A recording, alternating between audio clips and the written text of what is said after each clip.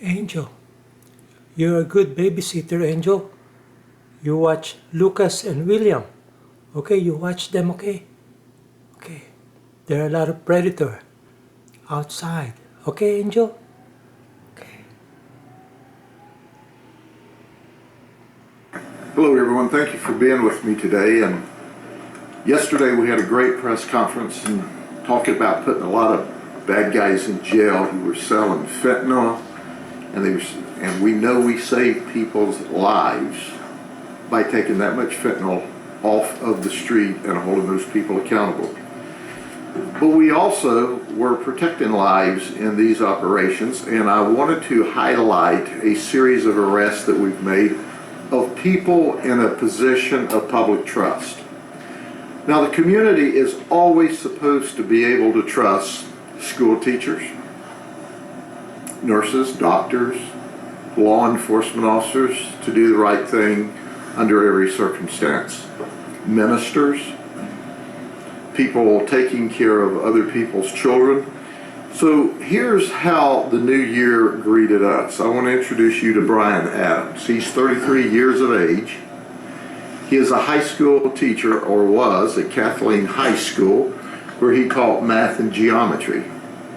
He had an aide that was in high school, and this aide was invited to come live with Brandon and his wife. And Brandon engaged in consensual sex with this young lady while she was a student and he was a teacher. He was also the varsity basketball coach. Superintendent Hyde has clearly shown his frustration and his disgust with his arrest, but the reality of it is, once again, we've got a school teacher in a position of authority over a student and is engaged in sex with a student. We are doing everything we can to provide services for the young lady, and certainly Brandon Adams will be held accountable. He was booked in the jail and has been released. Well, on the very same day, we were working an investigation, and we caused the arrest of Richard Shaw, who's 69 in Riverton, Wyoming. Richard Shaw, on January the 4th, was taken into custody by the authorities there, working with us. He is a worship leader at a church, and he's also the children's leader.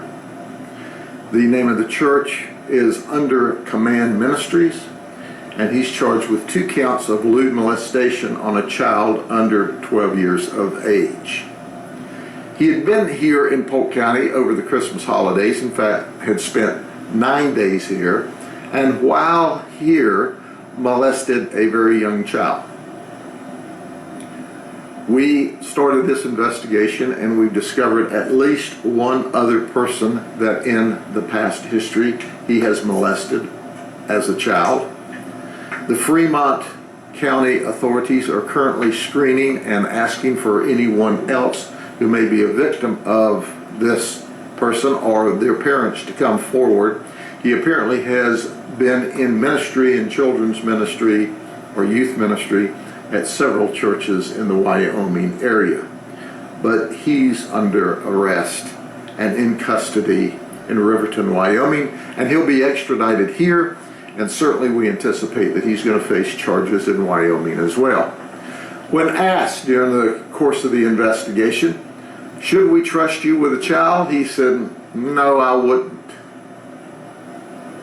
This guy is an evil person. Anyone that would lay their hands on very young children. He is a pedophile. He is a child predator. He is very dangerous. And we have him locked up where he cannot hurt children. So that was January the 4th. Fresh back from Christmas and New Year's holidays, and we go, well, what else can happen? Well, here's what else can happen. This is Skylar Reddy. He's 20 years of age. He's from Fort Meade. He's the Frostproof juvenile baseball coach, or he was. He is not a teacher of the school, at the school. However, he was in a dating relationship with a student at Frostproof High School when he was a student there. Now, as I understand, that he's a basketball player, or was, for Warner University. That's what I'm told.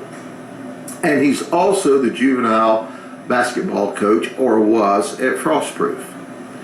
Well, he continued to communicate with a student at Frostproof High School, and during some of the written communications, he suggested that they continue to have sex, and in fact sent a threatening letter to her if she was in a relationship with anyone else.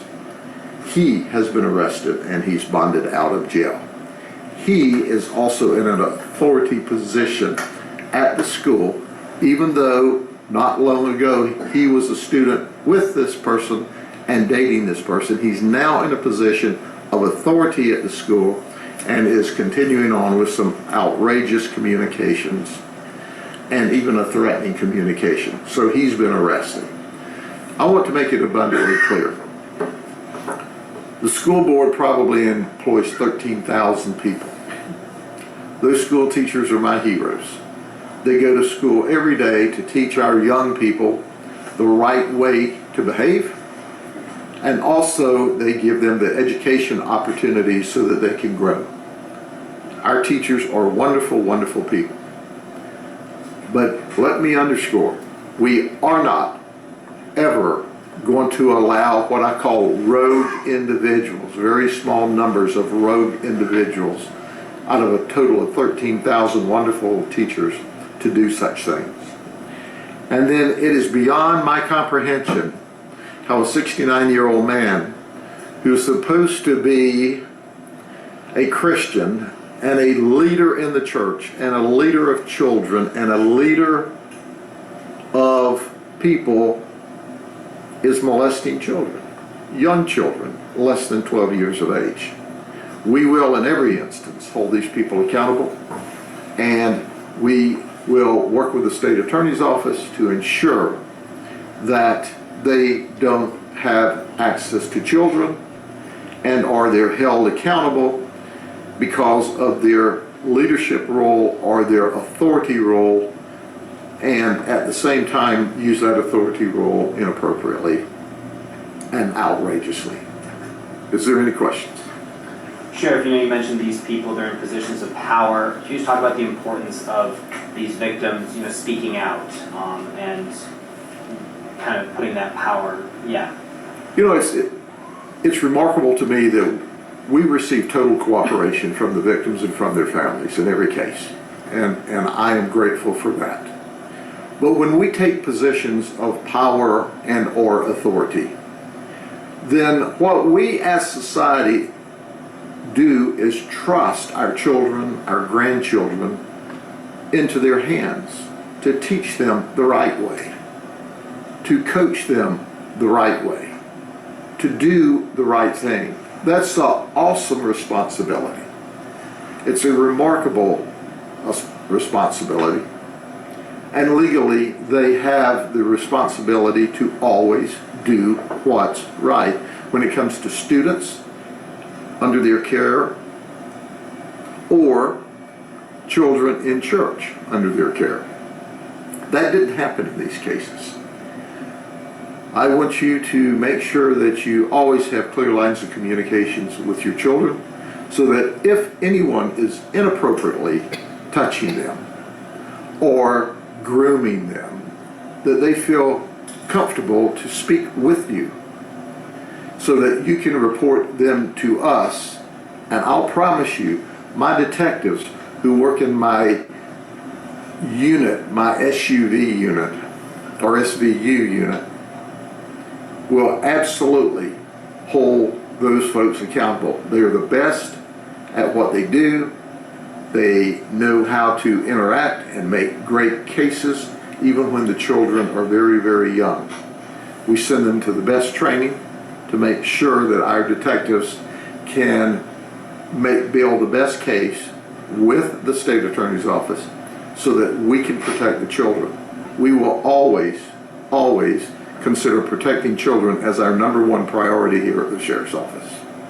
Children are young, they're innocent, they should be safe from those that want to prey upon them, and we're going to ensure that occurs, and we also know that the parents have been great about working with us because parents want their children to be safe as well. Now, in some of these issues that we talked about today, it was consensual. But you can't have consensual relations with a school teacher or with an authority figure. It is against the law for the teacher to do that with students. And I would argue to you, when children are of young age, they don't understand the full consequences. And when they're groomed or they're enamored with someone in an authority figure because they think this is a really cool person and I want to be really nice or friendly or engaged with them, that's just totally inappropriate on the teacher's part, regardless of the thought processes of the child. So be ready. We've always got a room at the county jail for those that want to mess with children. Okay? Sheriff, in regard to Mr. Shaw's case, and I understand the sensitivity because the victim is a minor, can you say if that incident occurred at a church here or like a business here in town? Sure. I think it's important to point out with Mr. Shaw that for me to give graphic details that we know about may help identify the child, which we don't want to do. So we would rather not say where he was. But I can tell you that if he was here with your child in that 9-day period or any other time in the past, we should know about that if anything inappropriate has happened. And how will we find out? If you have a conversation with your child that may have been around him. He admitted that children weren't safe around him. In terms of Reddy's case, can you provide a little bit more information about how the information became known? Like, who did the victim, disclose the information to and how, or anything like that? Well, there were text messages that we became aware of, and that's how the investigation started. And during the text message, there was, among other things, a written threat. And quite frankly, that's how we came to know about it. Now, obviously, we're not going to disclose who we heard that from, but we have the text messages, and we have a confession that, yeah, this occurred. And this guy who was a student at Warner was a former friend during high school, but he didn't recognize that his role had changed when he became an instructor, assistant basketball coach at the high school. Do you know how long that relationship went on for when it started? I do, but we're probably not going to talk about that today. Okay? Thank y'all very much. Angel, watch Lucas and William, okay? A lot of predator outside, okay?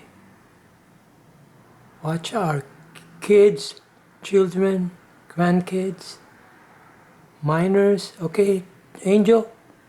Okay, Angel. God bless.